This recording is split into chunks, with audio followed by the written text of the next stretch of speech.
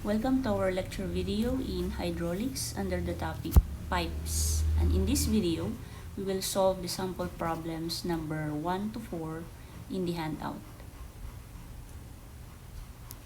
For the first example, we have 3 concrete pipes connected in series as shown. So these are the 3 concrete pipes.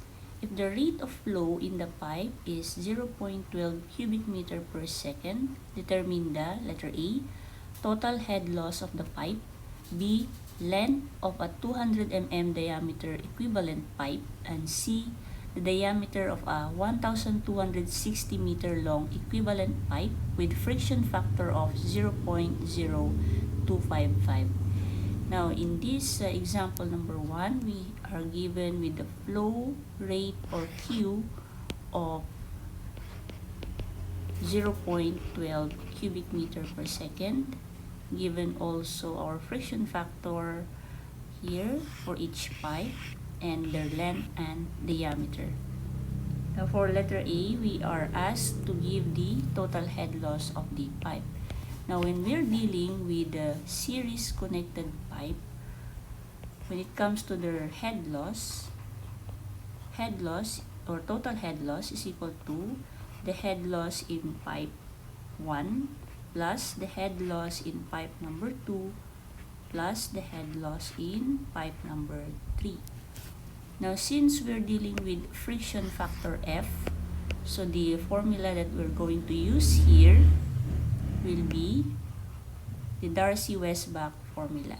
So here head loss in meters is equal to the 0.0826 times the friction factor F times the length Q squared divided by the diameter raised to 5. So that is our formula here. So HF is equal to 0.0826 LQ squared all over D raised to 5. That is our formula. Oh, forgot the F. The friction factor F. Friction factor F. This is our formula. And this is the Darcy-Weisbach formula.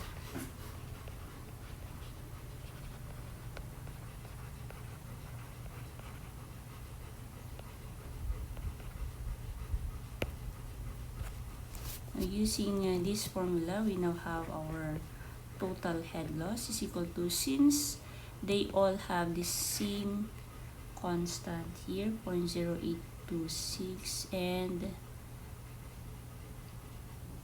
and also they have the same Q, because if this is a series connection, it means that their Q here, Q total is equal to Q1 is equal to Q2, and that is equal to Q3 as well. Therefore, they have the same value of Q. So we will put 0.0826 times 0.12 squared outside, and then we will add here the head loss of 1, 2, and 3 pipes. So for pipe number 1, that is F of 0.0248 times the length of 360 meters all over the diameter of 200 mm, or that is 0.2 raised to 5. Plus, for pipe number 2, we have 0.0242 times the length of 300 all over the diameter here is 150 mm raised to 5. Plus, we have the pipe number 3, F or friction factor is 0.0255 times the length of 600 all over the diameter here is 250. raised to 5. So what is now our total head loss? So 0.0826 times 0.12 squared times 0.0248 times 360 all over 0.2 raised to 5 plus 0.0242 times 300 all over 0.15 raised to 5 plus we have 0.0255 times 600 all over 0.25 raised to 5. So that is 165.54 meter. So 165.54 meter. So that's for letter E. For letter B, what is the length of a 200 millimeter diameter equivalent pipe? So here, instead of using 3 different pipes, so it's asking what length will be the 200 mm diameter equivalent pipe. So meaning we will use the same given for pipe 1 because it's asking for the length if the pipe used is 200 mm diameter pipe. So meaning this pipe 1 is extended. It will be extended and we're not going to use pipe 2 and 3. So we're going to use the same value for pipe 1 except the length. So we're going to solve for the equivalent pipe here. So for letter B, so what we're going to do here is the equivalency. So for letter B, so HF, the equivalent pipe or the head loss of the equivalent pipe will be equal to the head loss of the original pipe. So that means that is 0.0826 F of the equivalent pipe, the length of the equivalent pipe. Since they are in series connection, so they have the same Q. Then the diameter of the equivalent pipe raised to 5. That is equal to the 0.0826 F of the original pipe, length of the original pipe, the Q, which is equal with the, then we have the diameter of the original pipe raised to 5. Now to compute for the original, for the equivalent pipe, so we are going to use this. So as you can see, we can cancel out this one here. We can cancel out Q since they are the same. Therefore, what's left here is FELE over DE raised to 5 is equal to FO LO over DO raised to 5. So if we're looking for the length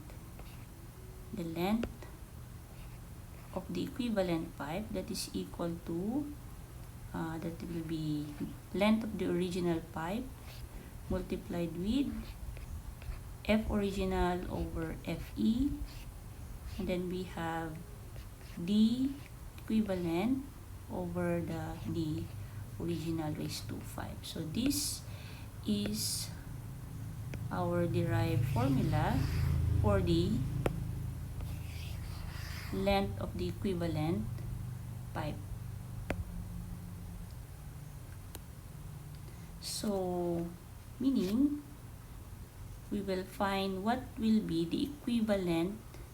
So what is the equivalent pipe for 1, equivalent pipe for 2, and equivalent pipe for 3. So having these characteristics, what is the equivalent length?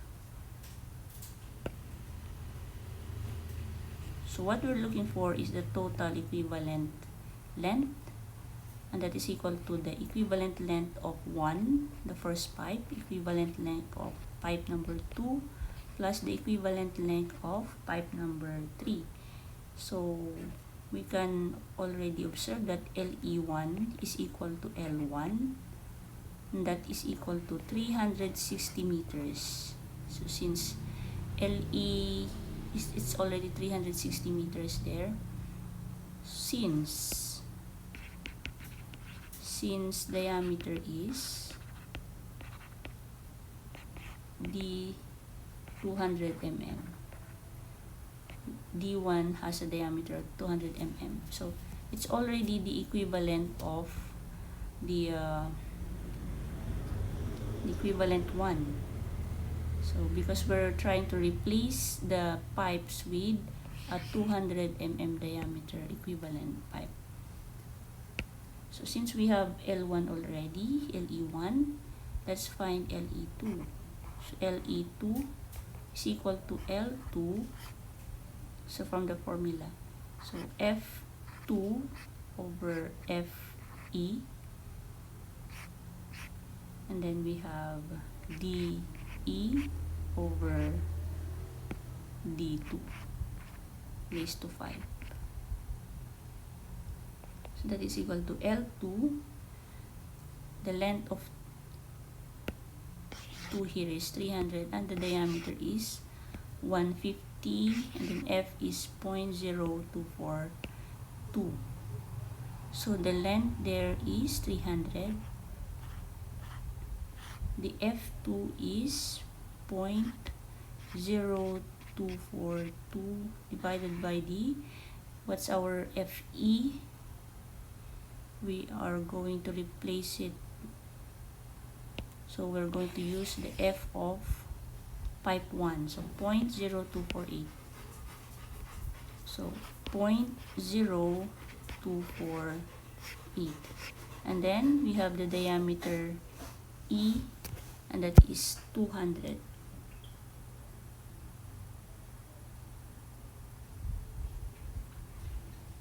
So that is 0.2. 0.2, and then the D2, the diameter of 2 is 150. So raised to 5. LE2 is now equal to 300 times 0.0242 over 0.0248 times 0.2 over 0.15 raised to 5. So that is 1233.61. So 1233.61 meter for LE1. Let's go to LE2, LE3. So for LE3, that is equal to L3, F3 over FE, DE over D3 raised to 5. So our 3 here, pipe number 3 is 600 meters, diameter 250 mm, F of 0.0255. So the length 3 here is 600 meters, F3 is 0.0255 divided by FE of 0.0248, and the diameter of E is 0.2, diameter of 3 is 0.25 raised to 5. So LE3 is equal to 600 times 0.0255, 0.0248 times 0.2 over 0.25 raised to 5. So 202.16. 202.16 meter. So therefore, our LE total now is equal to, what's our LE1? 360 plus 1233.61 plus 202.16. So 360 1260 plus 1233.61 plus 202.16. So LE total now is 360 plus 1233.61 plus 202.16. That is equal to 1795.77. So 1795.77. That is in meter. So that's the total length of a 200 mm diameter equivalent pipe. Now how about letter C? What diameter for a 1260 meter long equivalent pipe given friction factor of 0.0255? So it's asking for the diameter. So for letter C,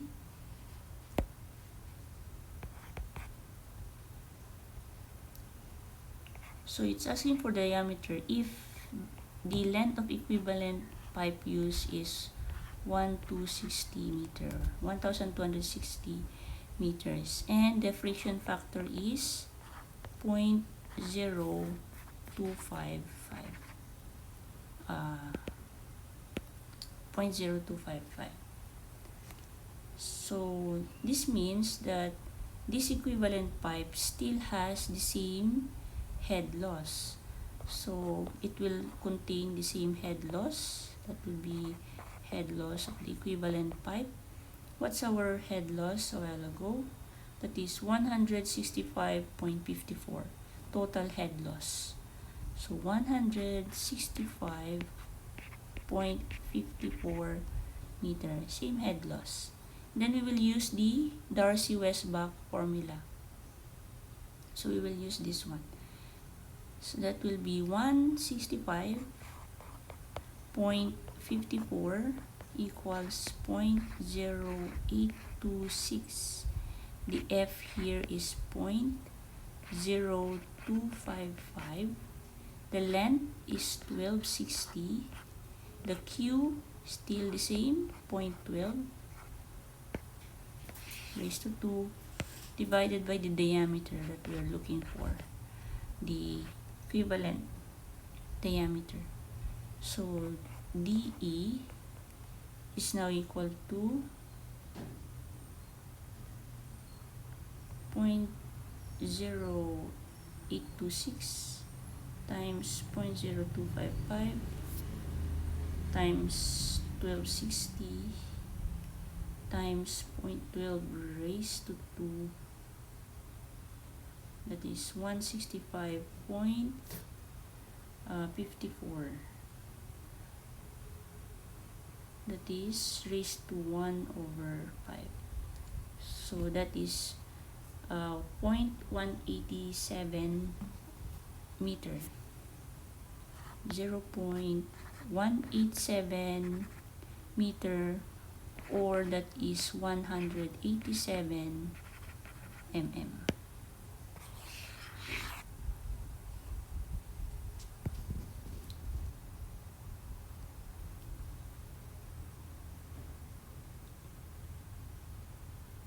Or another solution, so we can still have another solution for that.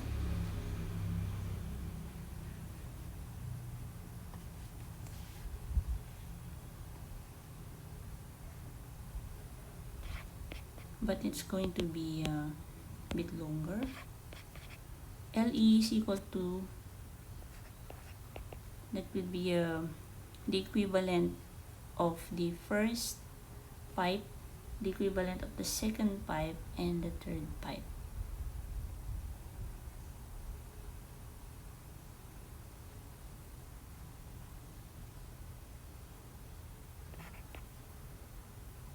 That will be L1 F1 over FE. Of course, given is, they're all given except this one here. So given D1 raised to 5 plus we have L2 F to F1, FE, and then DE over D2 raised to 5 plus L3, that is F3 over FE, and then DE over D3 raised to 5. So obviously our LE here is equal to 1260. So the unknown here is the DE. So you're going to look for the DE, and the answer will still be 187 mm. So if you try this, you will still arrive with DE equal to 187 mm. So that's for number 1. Oops. So that's for number 1.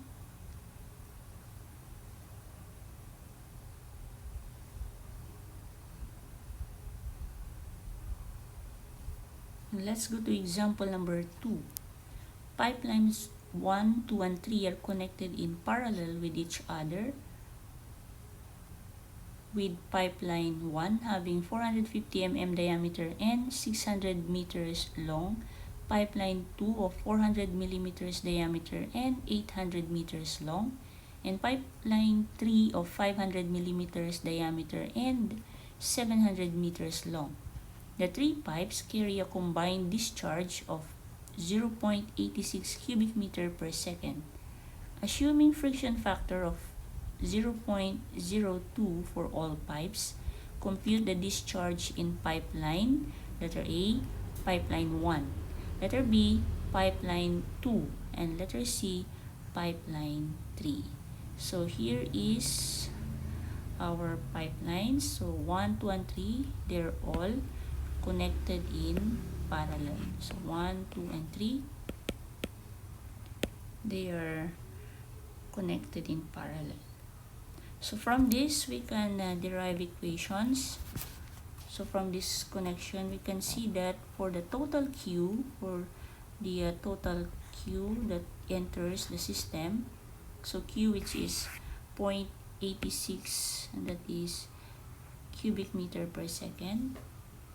So Q total is equal to Q1 plus Q2 plus Q3, and that is equal to 0.86, and that becomes our equation number 1. Now from this setup is that we can also observe that for head loss of 1, since they are parallel connected, head loss on pipe 1 is equal to head loss of pipe 2, and it's also equal to head loss in pipe number 3. So this is our second equation. Since we're dealing with friction factor F, our formula is still Darcy-Weisbach. So HF, so the formula for head loss using Darcy-Weisbach formula is 0.0826 FLQ squared all over D raised to 5. Now, how do we get the Q for pipeline 1? So we need to reduce them using these two equations.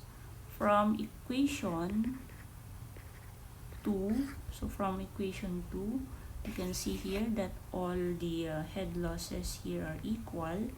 So we can just, so since they have the same F, we have all the same friction factor, we can just cancel this one out.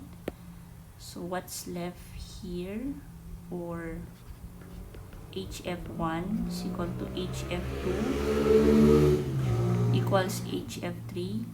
So what's going to be left there is L1 Q1 squared all over D1 raised to 5 equals L2 Q2 squared all over D2 raised to 5. That is equal to L3 Q3 squared all over D raised to 5. So let's put in the values. For L1, we have there 600 meters Q1 squared all over the diameter of 450.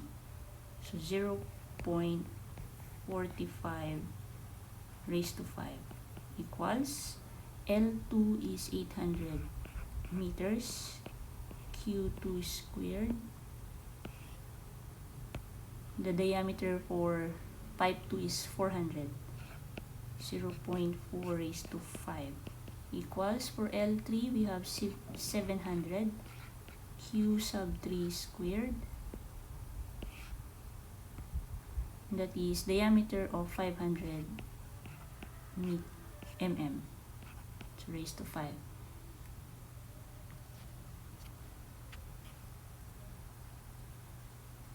So we can derive here, since we're looking for Q1, so here we're looking for the value of Q1. From this relationship, let's get Q2 in terms of Q1 and Q3 in terms of Q1, and then substitute Q2 and Q3 into this equation.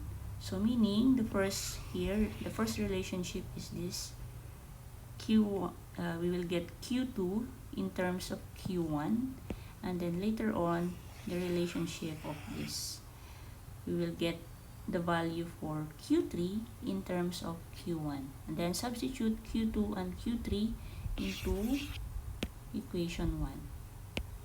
So for Q2, we have here square root of 600 times 0.45 raised to 5 all over 800 times that's 0.4.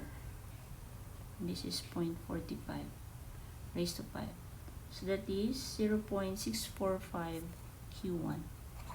0.641 Q1. Now how about Q3? For Q3,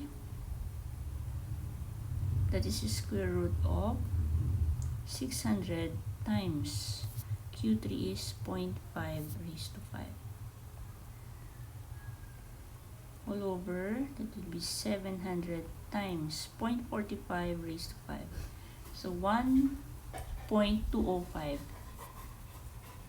So 1.205 Q1. Then substitute to equation 1. So there goes our equation 1. So Q1 plus Q2 0.641 Q1 plus Q3 1.205 Q1, and they're all equal to 0.86. So 0.86.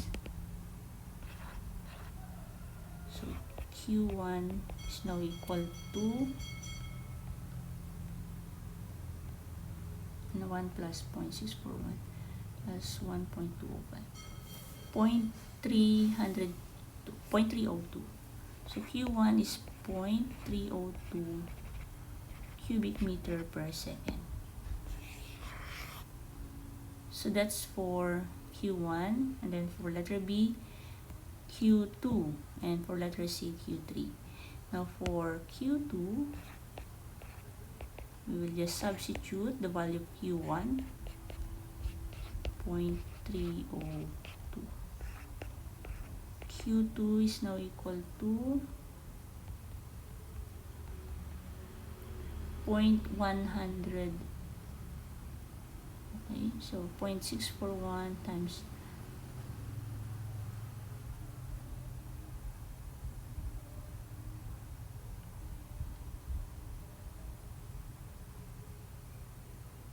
so 0.193. So 0.193 cubic meter per second. Now for Q3, that is 1.205 Q1. So that is Q1 of 0.302. So Q3 is now equal to 0.364. So that is 0.364 cubic meter per second.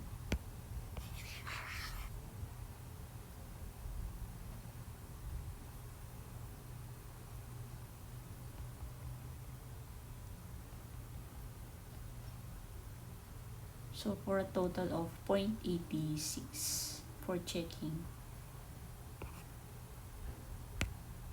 So for checking, Q1 plus Q2 plus Q3 should equal to 0.86. And that is 0.302 plus 0.193 plus 0.364 is equal to 0.86. So that is correct. That's example number 2.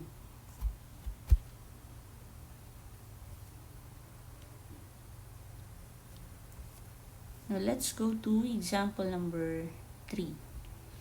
Pipeline A is connected to pipelines B and C, which are parallel to each other at junction Y and merges again at junction X to form a single pipeline D. The rate of flow of water through pipeline A is 0.05 cubic meter per second, and the total head loss from A to D is 9 meters. Using Hazen-Williams coefficient C is equal to 120, compute for letter A, head loss of pipeline B, B, rate of flow at pipeline B, and C, diameter of pipeline C. So this is our pipeline. So as you can see, the pipeline A here, pipeline E, it's connected to pipelines B and C. And they are parallel to each other, and they are connected here at junction Y. And then they merge again, this B and C, they merge again at junction X to form a single pipeline D. So given the length and the diameter of each pipelines here, so calculate letter A, the head loss of pipeline B. So from this connection, we can derive here several equations. So let's start with Q. So QA, so our QA here is equal to QB plus QC, and this is also equal to QD, and that is equal to the total Q, which is 0.05 cubic meter per second. That is equation number 1. Another thing, the total head loss. For head loss, total head loss, that is equal to the head loss at A plus the head loss at B plus the head loss at D. And this is equal to, because it says here total head loss is 9 meters. So that is equal to 9. This is our second equation.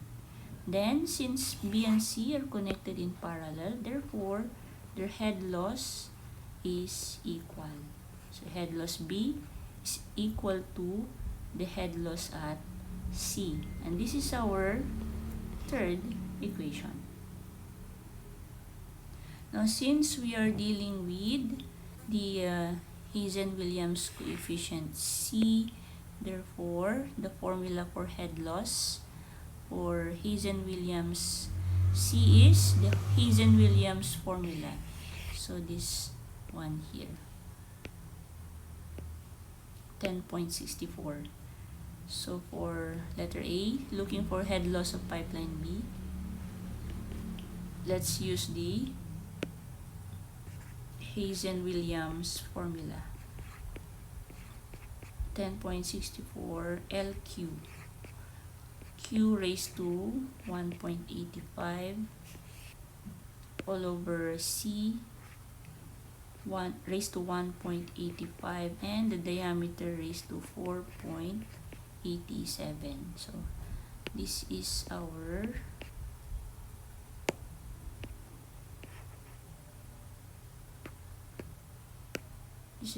formula for Hazen-Williams.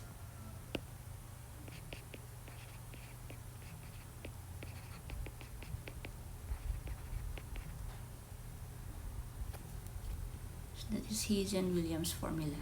To find the value for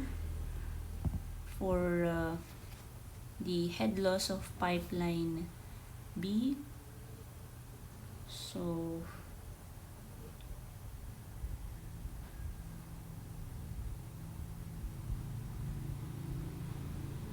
at 2, let's look at the second equation. So at 2, we're in HFA plus HFB. So actually this is what we're looking for, HFB plus HFD is equal to 9. So we need to find the value for HFA. HFA is 10.64. The length of A is 300.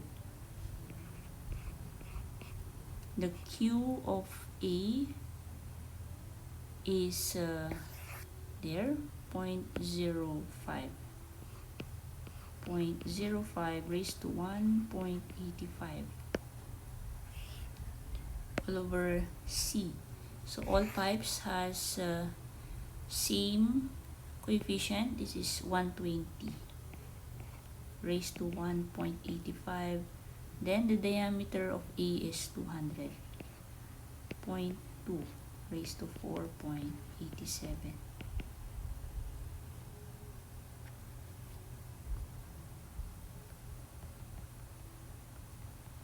Times 300 times 0.05 raised to 1.85 all over 120 raised to 1.85 all over 0.2, so 4.87. So 4.51515. So 10.64, 4.87. Okay, so 4.515.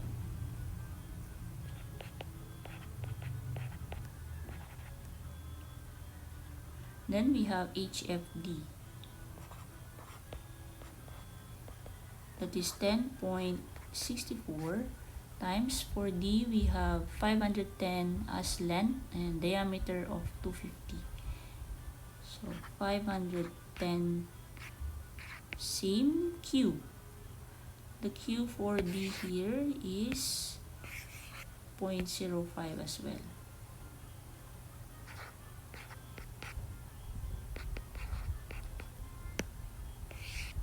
All over 120 raised to 1.85, and then the diameter of D, pipeline D, is 250. 0.25 raised to 4.87.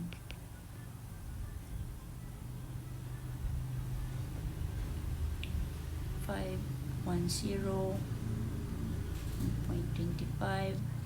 So that is 2.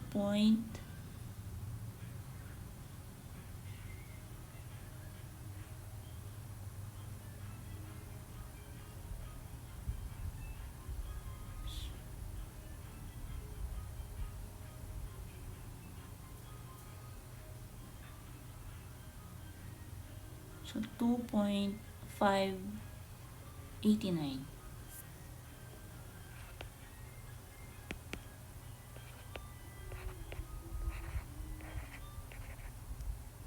Then substitute this here, this equation. So HFA is 4.515 plus HFB plus 2.589 is equal to 9. So HFB now is equal to 9 minus 4.515 minus 2.589. That is 1.896.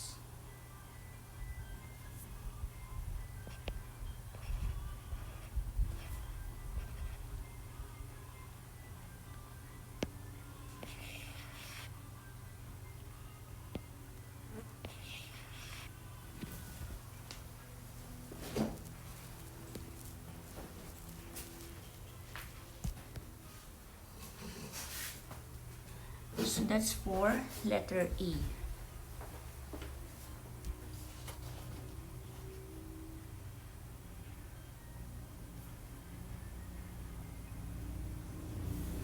Next, let's go to letter B, the rate of flow at pipeline B. So what is the rate of flow here at pipeline B? So using the formula again from Hazen-Williams, we have here the HF 1.896 equals 10.64 times, what is the length? 266. So 266 for the length, and then the Q B 1.85 all over the diameter, the C first. So 120 1.85 times the diameter of B is 160. So 0.16 raised to 4.87.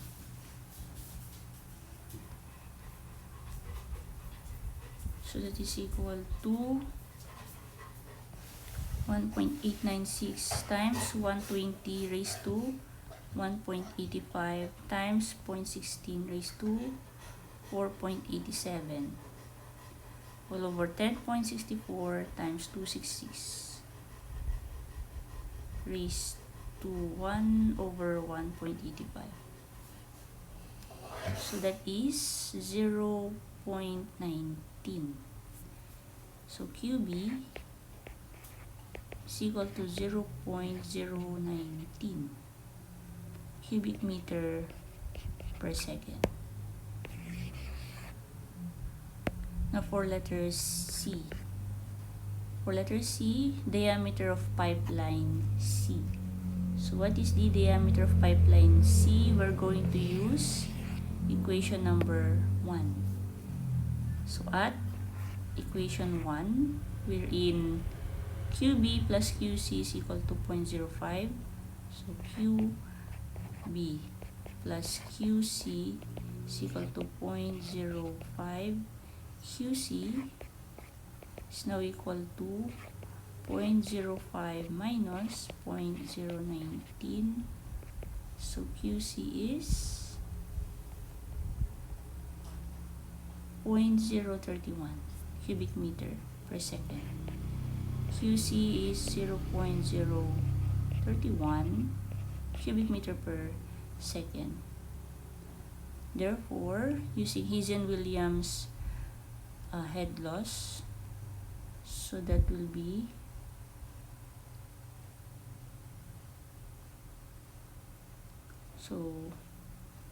at here, head loss at B is equal to head loss at C. So using the head loss at B, 1.896 is equal to 10.64 times, what is the length of C? 190, but it doesn't have diameter, so we're looking for diameter. 190. QC is 0.031 raised to 1.85 all over C of 120 raised to 1.85 times the diameter raised to 4.87 dc. So what is the value for d sub c? 10.64 times 190 times 0.031 raised to 1.85 all over 1.896 times 120 raised to 1.85 times that is raised to 1 over 4.87. So 0.181. So DC is 0.181 meter, or that is 181 mm.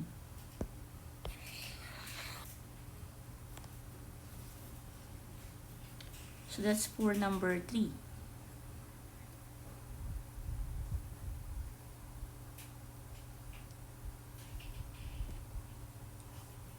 Now let's go to our last example in this video. Sample number 4.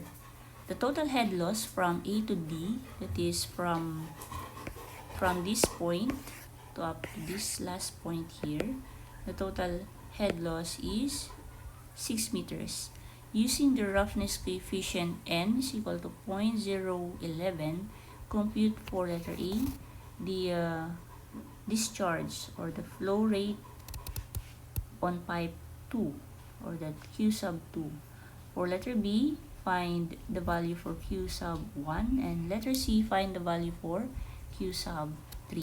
Now, this is our setup, and we can derive different equations from there. So, the first one is the head loss.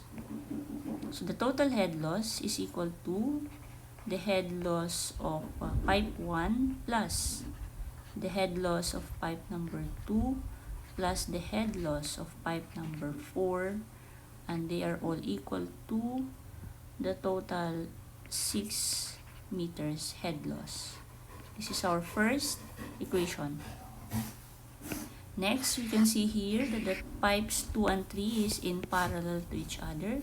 Therefore, the head loss of 2 is equal to the head loss of 3.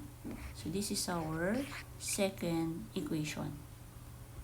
Next, looking for the flow rate. So, the discharge Q total is equal to the discharge 1.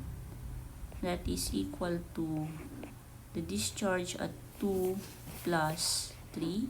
And that is equal to discharge 4. So, this is equation number 3. Now, since we're dealing with roughness coefficient n, so the formula for head loss that we're going to use here is the one with Manning's formula, this head loss. Since we're dealing with the Q, so we're going to use this formula. So head loss is equal to 10.29. So from the handout, that is 10.29. So 10.29 n squared LQ squared all over D raised to 16 over 3. And this is the Manning's formula.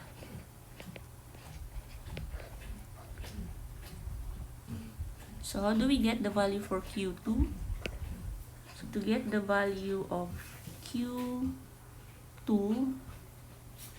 so what we're going to do here is use the equivalency here for this HF2, HF3. We will get the value for Q3 in terms of Q2. And then we will, since we will be able to get the value of Q3 in terms of Q2, we can use this. The third equation, we can convert Q3 here into Q2. Therefore, we can get the value for Q1 in terms of Q2. So, using those information,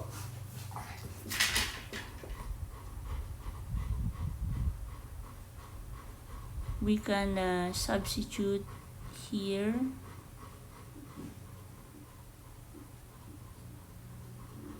into 1.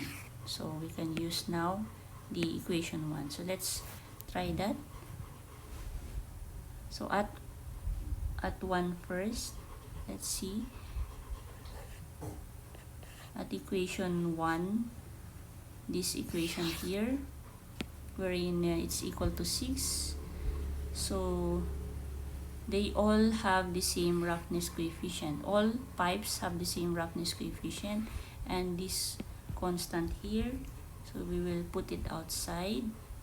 That will be 10.29 times 0.011 squared multiplied with the HF1.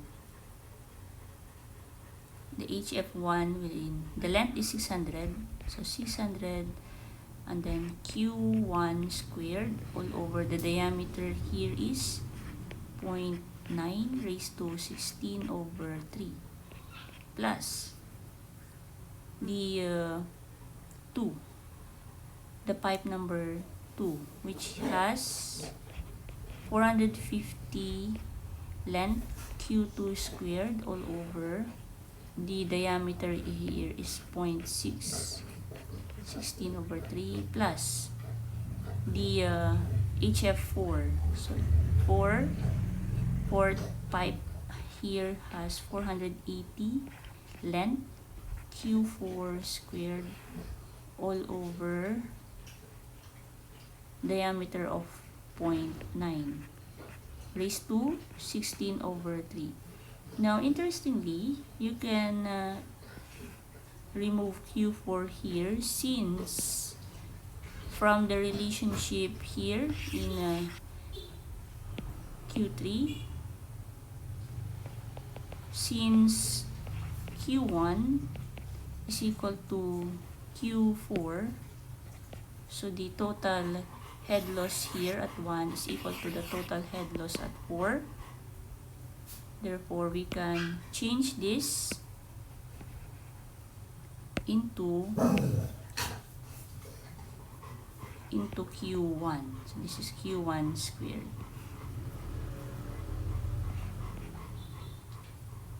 And these are all equal to 6.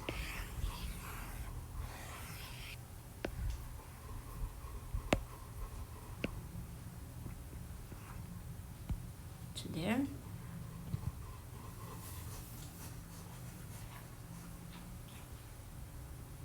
So we have 600. Let's reduce the equation.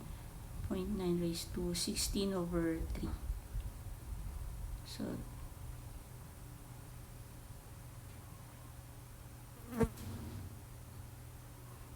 So this is Q1 plus this one here, 480 over 0.9 raised to 16 over 3. So 1894.365. So we have here 1894.365 Q1 squared plus 450 over 0.6 raised to 16 over 3. So 6861.291. 6861.291, that is Q2 squared equals, that is 6 over 10.29 times 0.011 squared. So 4818.929. 4818.929. So this becomes our fourth equation. So we can use that later on. Now at equation 2, wherein HF2 is equal to HF3, we can get the relationship here for Q2 and Q3.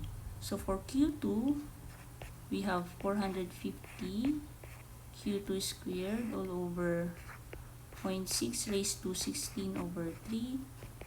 For 3, we have 540 and 600 for diameter. So 540 Q3 squared over 600 or 0.6. 16 over 3. Cancel this one here because they're the same. So we have here Q3 is equal to square root of 450 over 540. So that is 0.913. 0.913 Q2. Then at equation number 3, so at equation 3, wherein Q1 is equal to Q2 plus Q3. So we have here Q1 equals Q2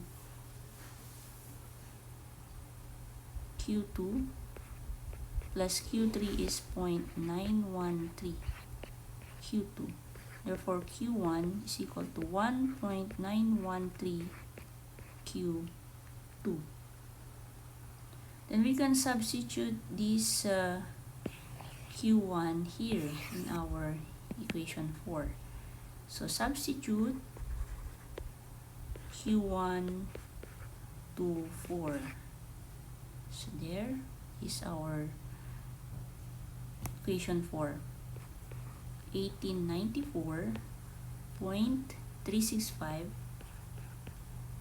Q1 is 1.913 Q2 squared plus 61.291 Q2 squared equals 4818.929. So Q2 is now equal to square root of 4818.929 all over 1894.365 times 1.913 squared plus 6861.291. So 0.591. 0.591 cubic meter per second for Q2.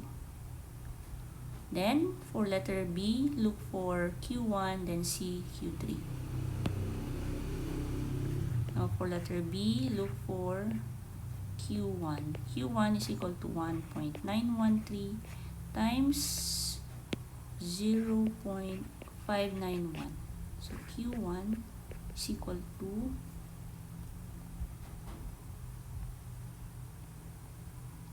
1.13 cubic meter per second. So 1.13 cubic meter per second. For letter C, look for Q3. So Q3 is equal to 0.913 Q2 0.591. So Q3 now is equal to 0.554. So 0.54.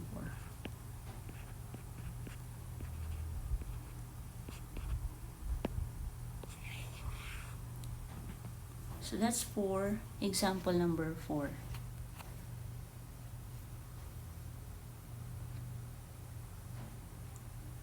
So that's all.